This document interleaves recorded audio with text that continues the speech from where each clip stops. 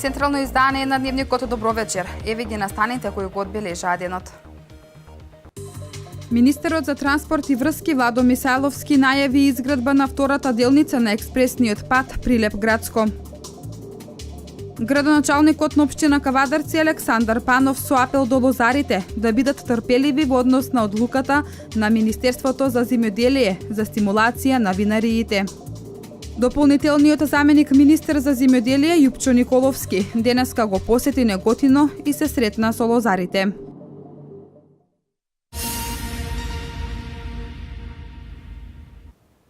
Министерот за транспорт и врски Владо Мисајловски најави изградба на втората делница на експресниот пат Прилеп Градско.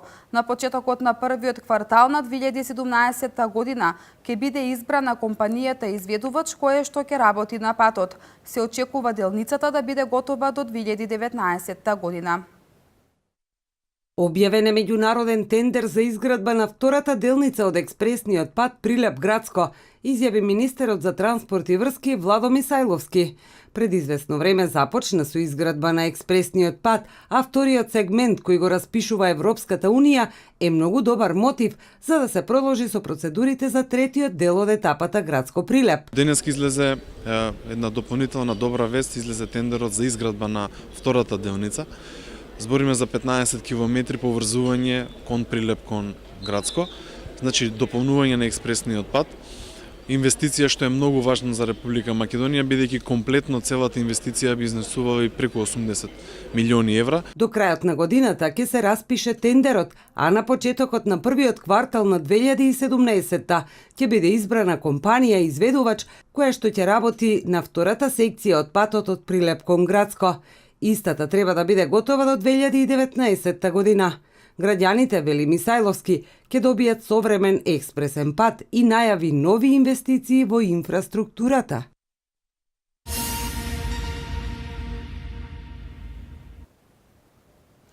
Градоначалникот на општина Кавадарци Александар Панов во однос на одлуката на Министерството за земјоделие за стимулација на винариите да добијат по 3 денари килограм грозје, апелираше до лозарите да имаат трпение, бидејќи оваа влада, како што рече тој, никогаш не ги оставила лозарите на улица, туку благовремено го слуша нивниот глас. Откако Министерството за земјоделие одлучи да ги стимулира винариите со 3 денари за килограм грозје од сортата Вранец Кратошија, со што тие ќе продолжат со откупот на винското грозје, градоначалникот на Кавадарци Александар Панов апелираше до лозарите да имаат трпение, бидејќи оваа влада, како што рече тој, никогаш не ги оставила лозарите на улица, туку благовремено го слуша нивниот глас. Би сакал оваа прилика да апелирам до сите лозари, до целата Квешија, да луѓето имаат трпение. Ова влада никогаш не ги оставила лозарите на улица и така без помош. Туку благовремено го слуша нивниот глас, меѓутоа потребен е ден-два да се изнајде адекватна мерка и таа истата мерка да се потврди на владата. Првичниот застој кој постоеше на пунктовите бил направен заради молбата на лозарите кои што во изминатиот период беа измамени од одредени откупни пунктови и заради тоа законот претрпе измени, беше дециден Панов. Првиот ден се одеше на тоа да инспекторите воведат ред, односно секоја винарска визба, таму каде што има овластено, да има или печат или овластување, за да можат утре лозарите, кога треба да си ги повлечат парите, да не бараат пари од откупниот пункт, туку да бараат директно и од винарската визба. Тоа беше едно од барањата кое што беше удоволено од страна на Министерството и кое што беше преточено во законска регулатива. Што се однесува до извозот, состојбата е добра и се одвива непречено. За сите тековни проблеми Панов ги охрабри лозарите или извозниците да пријават и инспекторите веднаш да реагираат. Сите проблеми кои што дневно се јавуваат, јас би ги упатил на мојот телефон, на моја адреса да пријавуваат кај мене во ресорното министерство, во инспекцијските органи кои што се за цело време на терен, за да тековно се решаваат проблемите. Слушнав дека има и такви проблеми од типот да некој дал 23 малигани грозје, а му го пишуваат 19 кома нешто за да му исплатат пониска цена. Мислам дека најдобар начин за да се разбие ова појава доколку ја има е да се пријави на инспекторатот и на тој пункт да се премери уште еднаш. Очекувањата на Панов се дека овие денови бербата ќе продолжи во полнек, состојбата ќе се нормализира и винарниците ќе ги отворат капиите за откупот да се одвива континуирано, а со оваа стимулативна мерка тие би требало да откупат поголема количина на грозје.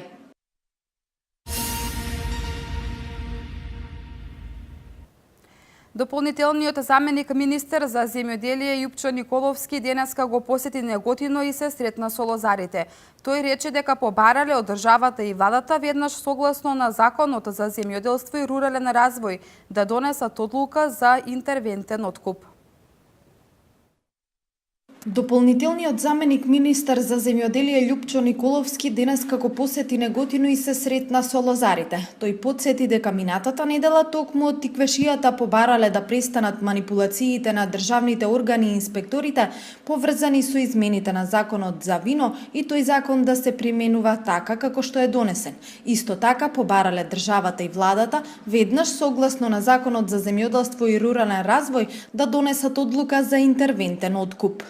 Министерството, институцијата во која што сум заменик, ги има сите анализи, ги има сите податоци за тоа колку се произведува оваа година грозја, за тоа колкави се залихите на визбите и за тоа колку е потребата на пазарот. Токму затоа навремено апелиравме да се донесе соодветна мерка која што по закон ја има владата можност да ја донесе, тоа е интервентен откуп, која што ќе значише стабилизирање на пазарот и подигнување на цената.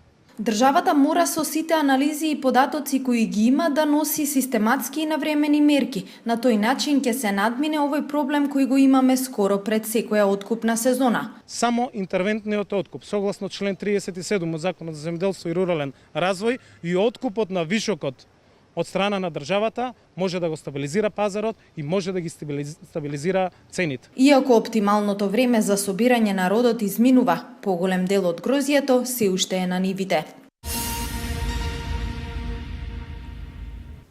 Со писмена реакција на пресот на заменик министерот за земјоделие Јупчо Николовски реагираше Министерството за земјоделство, шумарство и водостопанство. Од Министерството за земјоделство, шумарство и водостопанство испратија писмена реакција во која се вели: дополнителниот заменик министер за земјоделство Љупчо Николовски, наводно загрижен за маката на лозарите, повторно даваше нереални ветувања за интервентен откуп на грозјето. Во изјавата Николовски само го потврди неговото непознавање на состојбите во лозарството и винарството.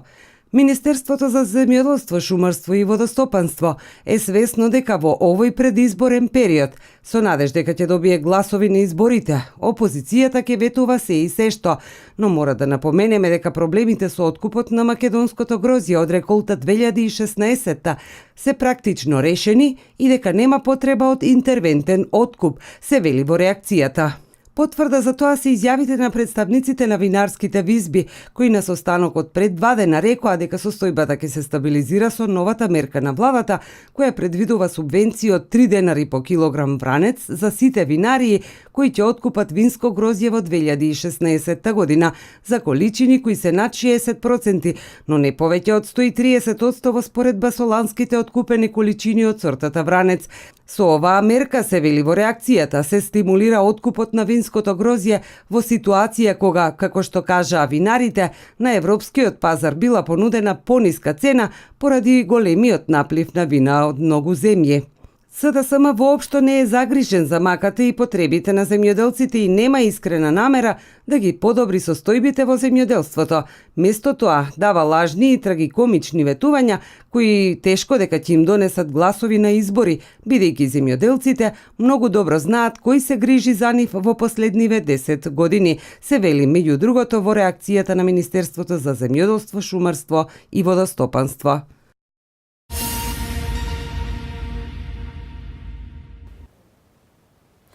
До 30 септември лозарите и овоштарите ќе може да побараат финансиска поддршка за нови насади подигнати од 1 јануари до 30 септември 2016 година. До сега на половина од рокот веќе се јавиле повеќе од 80 земјоделци за вкупна сума од скоро 14 милиони денари, додека на огласот на почетокот од годинава имало 106 барања.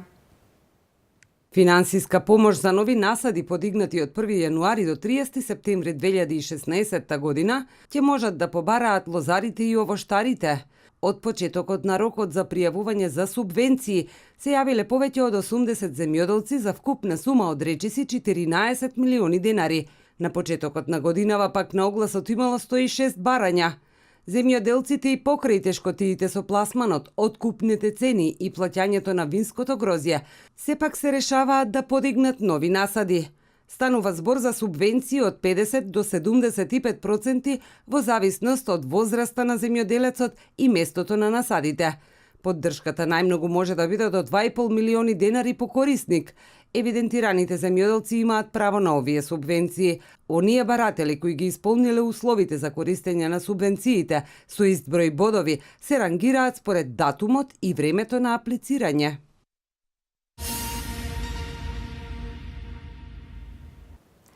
Православните христијани денеска го чествуваат раѓањето на Пресвета Богородица или Мала Богородица, празник на мајката на сите мајки. Ова е еден од големите празници на Светата Православна црква. Во животот на христијаните посебно значаено место зазема ликот на Пресвета Богородица, мајката на Исус Христос. Православните христијани денеска го чествуваат раѓањето на Пресвета Богородица или Мала Богородица, празник на мајката на сите мајки.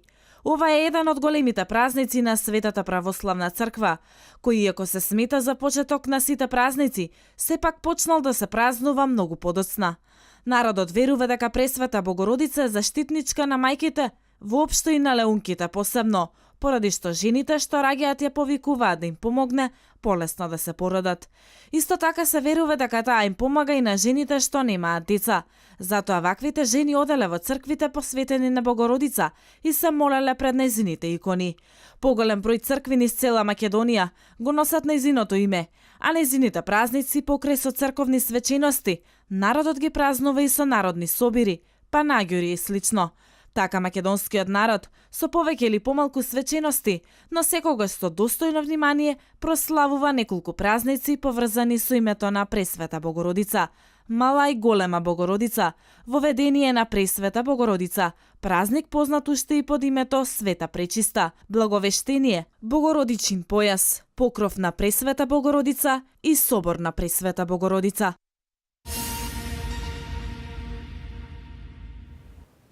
Во сабота клубот во мал фудбал Велес ќе го одигра второто коло од надпреварувачката сезона против екипата на Чико од Стојаково. Целта оваа година на клубот во мал фудбал Велес е да биде првак на Македонија, а воедно да игра во Лига на шампиони.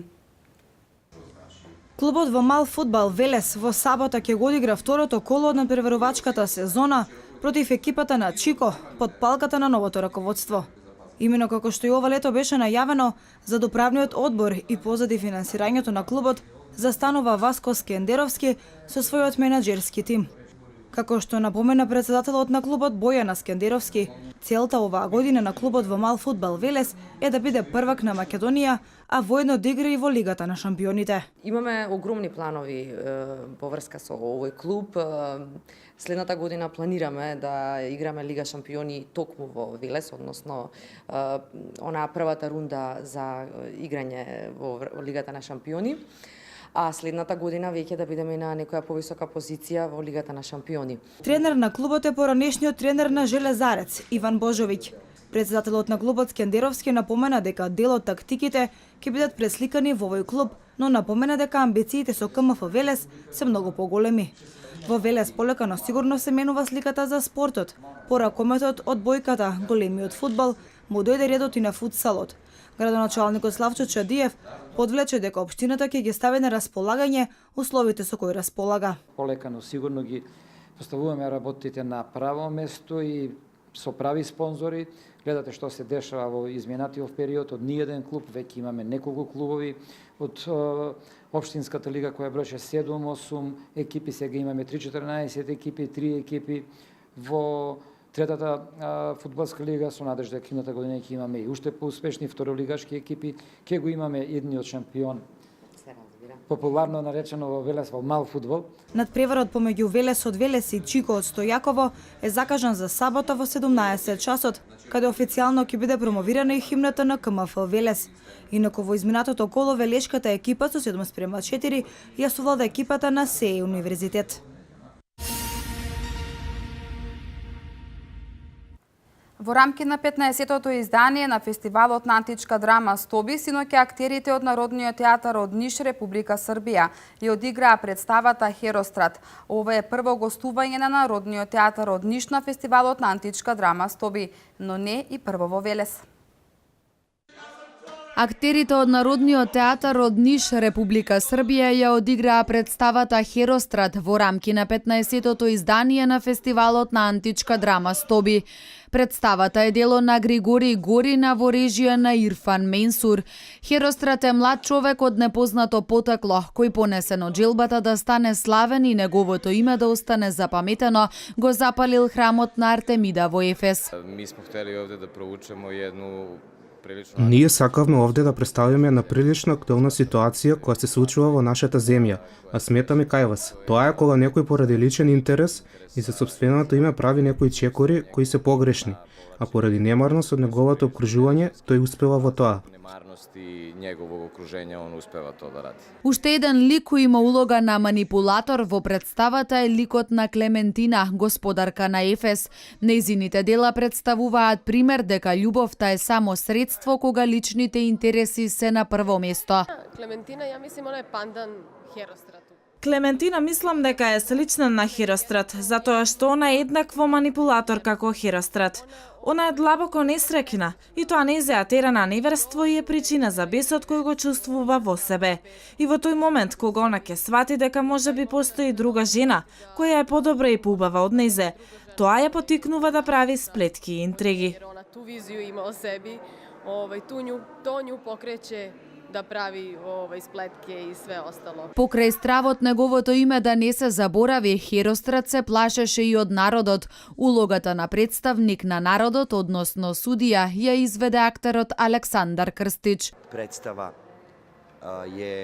Представата е современа толку да кореспондира со денешно време. Се е исто, слично се врти и одново се повторува. Има еден израз кај нас во Србија на Херострат. Тоа е човек кој сака да биде познат и славен. Нема квалитети, но ќе направи некоја глупост за неговото име да излезе пред јавноста и на тој начин да остане славен и познат. Hoće da bude poznat i slavan, nema kvaliteta. Ова е прво гостување на Народниот театар од Ниш на фестивалот на античка драма Стоби, но не и прво во Велес.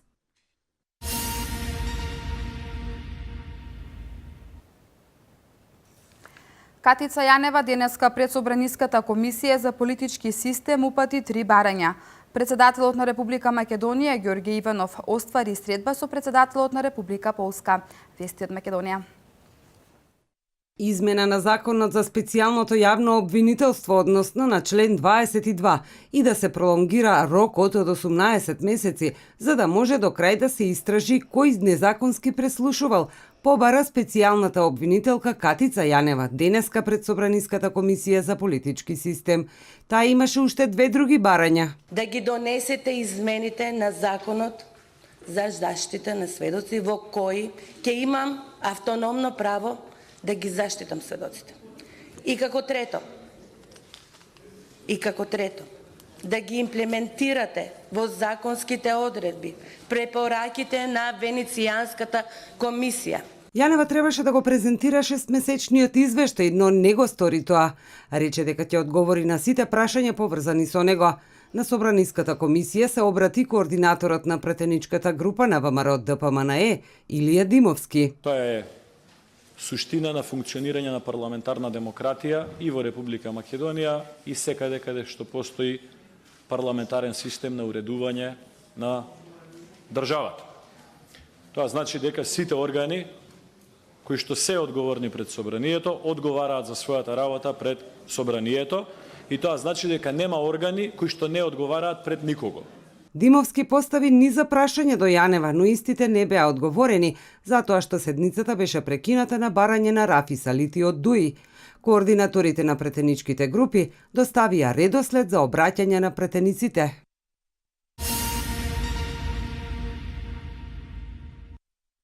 Председателот на Република Македонија Ѓорги Иванов оствари средба со председателот на Република Полска Андрежеј Дуда во рамки на учеството на 71-то Генерално собрание на Обединетите нации во Њујорк.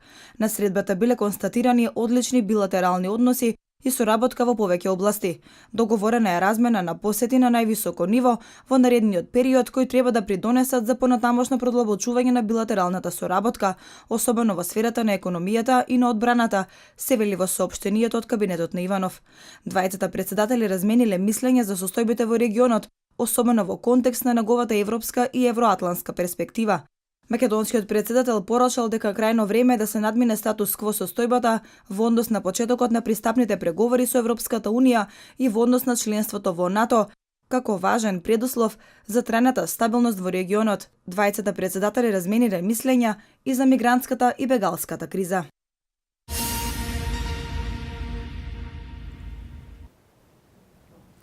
Британија по излегувањето од Европската Унија нема да го заврти грбот кон светот и сака да остане во фокусот на меѓународната политика.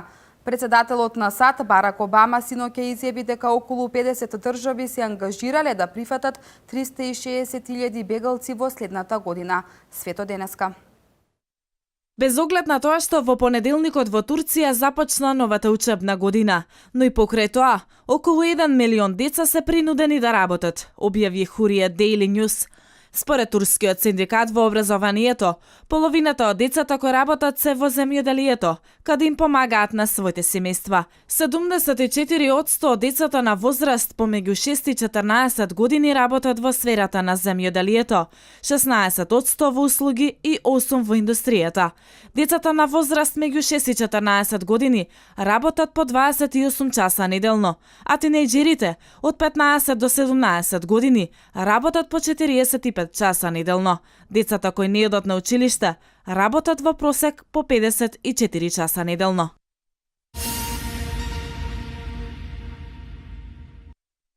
Британија по излегувањето од Европската Унија нема да го заврти грбот кон светот и сака да остане во фокусот на меѓународната политика. Ова го изјави синоќа британската премиерка Тереза Меј. Кога британскиот народ гласаше за излегување од Европската Унија, тие не гласаа за свртување кон себе, ниту за дистанцирање од нашите партнери во светот, наведе Меј во своето обраќање. Според неа, Британија ќе биде отворена за светот и глобален партнер во средиштето на меѓународните напори за да обезбеди мир и просперитет за сите луѓе. Премиерката додаде дека Лондон ќе зголеми својата безбедносна поддршка за Сомалија во борбата против екстремистите од Ал-Шабаб.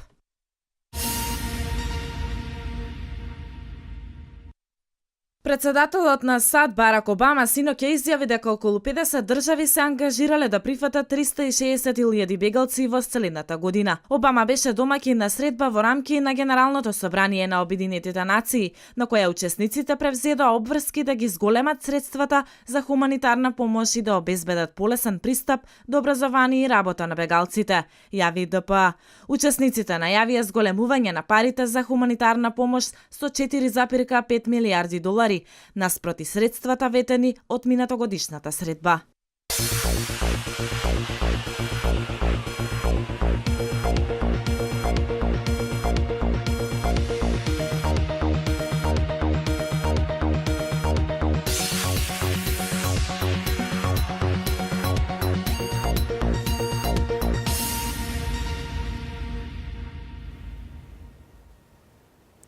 Денеска имаме облачно време со можност за појава на локални врнежи од дожд. Температурата се искачи до 26 степен.